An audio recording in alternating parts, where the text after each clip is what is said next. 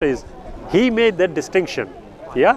Now in chapter 5 of the Quran, it actually makes an explicit statement. Now I'm reading it in Arabic because of the problem we've just had with Genesis 1:29 in the translation. Yeah. He said, "Laqad kafara alladhina qalu inna Allaha huwal masih ibn Maryam." Yeah. People who claim that Jesus Christ is God, yeah, are leaning away into disbelief. Yeah. They are disbelieving. Yeah. Waqal al-Masih, the Messiah himself said, A'budullah, worship the Creator Allah, Rabbi wa Rabbakum, who is my Lord and your Lord. Now you know when he says, the Quran says, who is my Lord and your Lord? If you go to the Gospel of John chapter 20 verse 17, he says exactly that. He says to Mary, he says, tell them I'm going to my Lord and your Lord. Now when he made the claim that he is God, he is his God, yes, the whole of the Old Testament, take Isaiah 40, the Creator makes it very clear he is a jealous God. He will have no other gods before him. He does say that.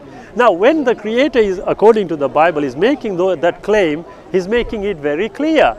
There is no association with the Creator, period. That's what the Americans use, don't they? It means period. No, there should not even be a hint of a suggestion. Now, Surah 4 verse 171, chapter 4 verse 171 of the Quran actually makes that clear. It says to people, وَلَا تَكُولُوا ثَلَاثًا, don't say three. Intahu, desist. خَيْرًا لَكُمْ, it will be better for you. إِنَّمَا اللَّهُ إِلَهُ وَاحِدٌ, the Lord your God, the Lord is one. Mark 12:29, Jesus Christ says exactly that. He says, Shema Israel, Adonai Elohenu, Adonai Echad. Hear, O Israel, the Lord our God, the Lord is one. Now if Jesus Christ is saying the Lord is one, the Creator is one, how do we come with a Trinity? Yeah, so that's the hard thing about the Trinity for me is that, Agreed. I mean, it's hard to explain, like... Absolutely, I tell you, like no, you are right, there's nothing wrong with that. Right. It's my favorite verse that I always Sure. go back to for the Trinity is John 1:1. Yes. It's, in the beginning was Excellent, the Word, and yes. the Word was God, and the Word was with God. Yes. He was with God in the beginning. Yeah. And That the sort Word of sums became it up, flesh. doesn't it? Yeah, so I feel like... But have you actually studied that verse, John 1:1? As far as reading it and memorizing it. That's brilliant. That's brilliant. But actually, I would suggest do just a bit of more further reading in relation to John 1:1. You will find something very surprising, which will clear your mind for you. Yeah, seriously, because you are an intelligent individual. You want to learn, like we all want to. Take the trouble to learn it. Believe you me, it will open up a whole vista of new facts that you were not privy to before. Yeah. But in addition to that, the present that I'm giving you here, you are taking it as a minor, brilliant. Read it and trust me, it will open up a huge amount that you were not privy to before, and clarity of thinking that I can promise you will happen. Okay. For sure. I think it just, like, with me, it's like all the prophecies in the Old Testament, like with Isaiah and all that, Yes. that were fulfilled in Christ. And also the whole point of Christ being the atoning sacrifice, which fulfilled the old law. But I would suggest that what you are telling me is only what you believe. You have not actually studied the evidence. Okay, yeah. Which I don't definitely expect. Yeah, you look a nice, healthy 19-year-old. I So, definitely don't pretend to, like, Sorry know if all I the have made answers. you older than you are. Apologies. Well, just 1 year. Oh, that's all right. Yeah. Yeah. Well, I think just for me, No, I tell like, you. Yeah. Let me give you an example. Isaiah 53, we are told, clearly shows about Jesus Christ, the promised Messiah, who is going to come. Yes, and he's going to suffer all the suffering that he's going to undergo, and he's going to die, etc. But if you read Isaiah 53 and go to verses 9, 10, and 11, it actually says there that although they will try to kill him, they will not succeed. In fact, he will carry on and have children as well. In Isaiah? 53. Oh, I'll have to go back to it. Isaiah Go back to 53. it and you Okay. will find it there. Sure. Now, unfortunately, I've asked many of my Christian compatriots and friends, as soon as I brought that up, well, no, it doesn't you say don't do that. in church every day. Absolutely. I said, look, here, have a read. That's what it says. Now then, there is a big problem, because if that is what it says, then you've got to make the admission that, well, actually, it didn't happen the way we are told it happened. Yeah. Yeah. And one of the most telling verses that I would suggest to you, is when he was always coming and doing things, okay? A very famous incident occurred in the Gospel of John chapter 11 where he brings Lazarus back to life. You know Lazarus? Yeah. The dead back to life, Right. yeah? But you know what he said prior to doing this spectacular act? He said, Father, I thank you that you have heard me. Verse 41. I know that you always hear me, but because of the people that stood by, I said it so that they may believe you have sent me. Now, a lot of times when our Christian friends tell us Jesus Christ is God, why? Because he brought the dead back to life. He gave the leper, he cured, the blind could see again. But the book of Acts chapter 2 verse 22 makes a statement. It says, Hear, O Israel, Jesus Christ, a man approved of God by miracles, wonders and signs, which God did through him. Right.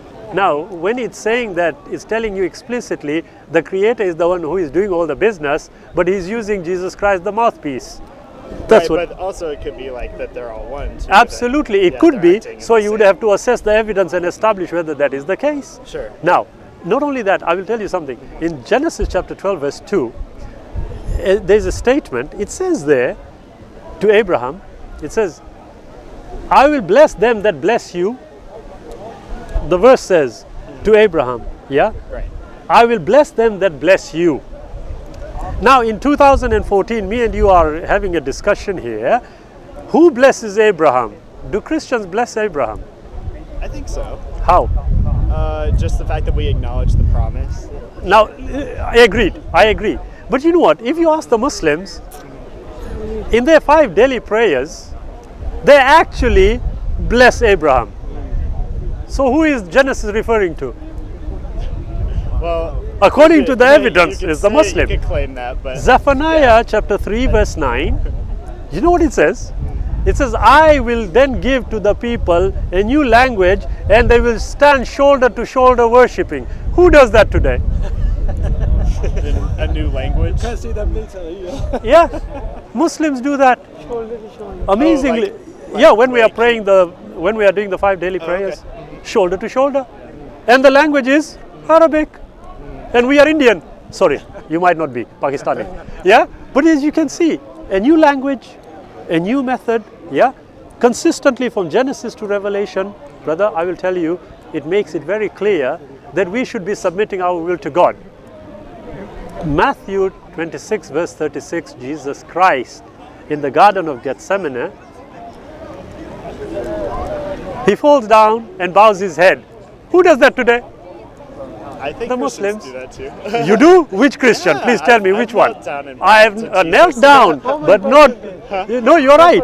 But actually bowing down, putting your head on the ground. Oh yeah. No, Sure. the Muslims do it. But Jesus Christ, when he did it, he said, Father, take this cup away from me. Nevertheless, not as I will, but as you will. Yeah? Right. Anybody who submits his will to the Creator is a Muslim.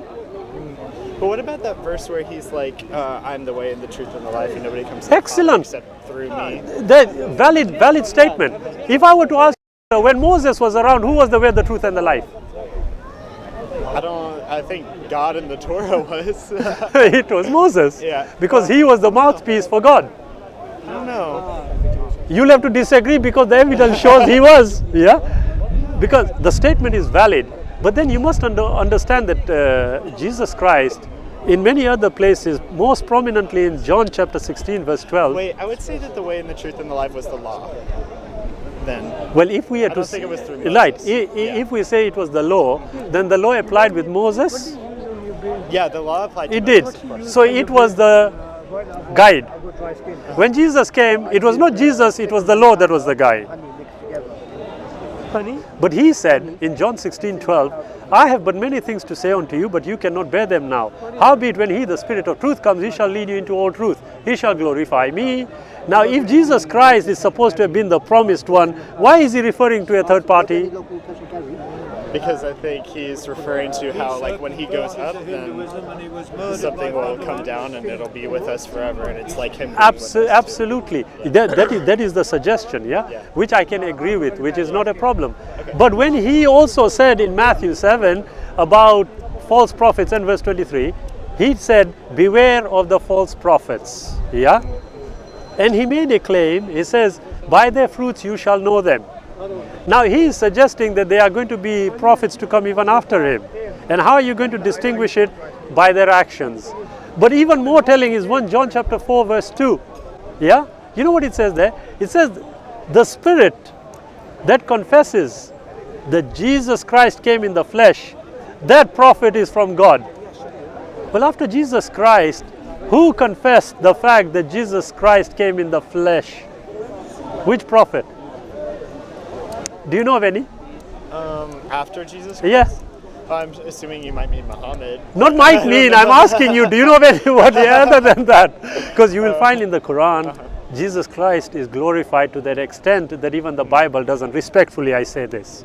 Yeah? The verse is so clear. It says to the mother of Jesus Christ, yeah, that you have been chosen among the women of all nations. Yeah? For what? You are going to give birth to a child, yeah, who is going to be honored in this world and in the hereafter. That is in chapter 3 of the Quran. Just, like, trying to deal with, like, yeah, the law and, like, how Jesus came to fulfill the law, and how we can't do the law on our own, and that's why he had to come. I understand. Yes, I understand. And then, like, without him, then that means that we still have to do the things in the Torah, like sacrifice. But yes, absolutely. Like, I just don't know if I can keep that law, like, and still. Well, here is I don't think it's anything that I understand. can do. Well, this conundrum we can sort out. I will tell you something. If you, according to your definition of the word perfection, what would it mean? I think it would be keeping the law perfectly and being blameless. But can we do it? No. We can't. Yeah. But I will ask you a question in the natural world. All of us human beings, by definition, are limited, aren't we? By definition, everything in the universe is limited. Yeah? If by definition we are limited, we can never be perfect, can we? Right. So why the need for perfection? Because God is a perfect God. But he can't be around sin. So, who said? I think, well, I think. The Bible doesn't say that. And your understanding, brother, your understanding is based on the teachings of the church, right, rather than what the evidence actually says. Now, I'm always contending that what we should be doing, we are all individuals. The sad part or the happy part, whichever one you want to look at, is that when we as individuals die, even our wives won't come with us. Right. In fact, nobody will come with us. Sorry, I'm not picking on our wives, dear wives. No, not at all. But when we die, we all individually go. So it becomes incumbent on each individual one of us to determine what we are actually allowing us to rule. Yeah? What is ruling our mindset? Yeah? And my contention is that it must always be based on evidence. There's no harm in taking information from what you would call authority. Yes? No harm. But at the end, it becomes incumbent on us to establish for ourselves whether what we are following is entirely what we would consider to be the truth. Okay, yeah, I'm just thinking about your last question about how God can't be around sin. Oh yeah. I think the whole purpose of the law was because of that, because he can't be around anything imperfect, and that's why he set up the system so that it could perfect it and like make it fine. Worthy for him. It is a thought that can be considered. I don't think I can be worthy before God without somebody atone, like Christ, who was the perfect lamb. I can see the logic behind it. But if you were to think about it a bit further, and I ask you, okay, according to your reasoning, this is why you think it's not possible, which I can totally agree with. But what if I flip it around and say, okay, did the Creator create me? Yes. Did He create me with all my faculties? Yes. Did He create me with my limited abilities? Yes. Okay, if He has created me with limited abilities, He intended it, though. that's a different matter. If you think He didn't intend it, you are going to have insurmountable evidence to establish what you just claimed. And you don't have that. In fact, nobody has got it because it is not there. But the Bible, if you read, like I told you, if you read the Bible, it clearly informs you of what you should be thinking about Jesus Christ according to the Bible.